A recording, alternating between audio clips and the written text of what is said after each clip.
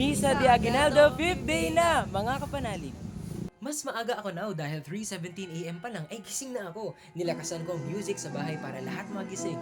4:12 AM ay ready na ang aming family. 4:19 AM ay for the drive na papuntang Dambana. 4:20 AM ay sama-sama na kami pumasok.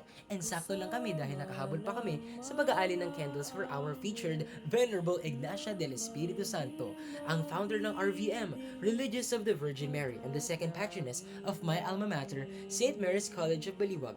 4:33 AM na magsimula ang banal na misa and, wala na namang choir. Kaya binigas ulit ng pasilita ang papuri. Papuri sa Diyos sa kaitaasan. At sa lupa'y kapayapaan sa mga taong kinalulugdan niya. Naka-gold simons at naka-yellow ang lahat. Dahil ngayon ay Misa Aurea o gininto ang misa.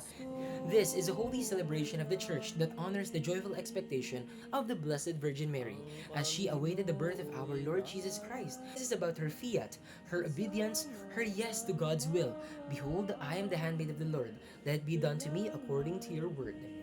Natutuwa lang ako sa araw na ito, Misa Aurea na, tampok ang buhay ni Venerable Ignacia del Espiritu Santo. Magkakasama kami as a family, and nasariwa kong muli ang aking Ignatian Marian memories, living the values of faith, excellence, and service. Ibinahagi ni Monsignor Narsing sa kanyang homily ang pagtugon ni Mama Mary ng 100% sa kalooban ng Diyos. Sa panahong ito, we are always asked by God each day, can we give our yes to Him? We may have doubts and fears and all. May we all be like Mama Mary who accepted God's will, trusted God's process, and gave her all to God. 5:18 AM na matapos ang banal na misa. And nagkaroon ng pictorial dito sa Belen, no? 5th day Misa de Aguinaldo, Dana, mga kapanawids. And time check po, it's 5:32 AM. Kasama ko si Miguel.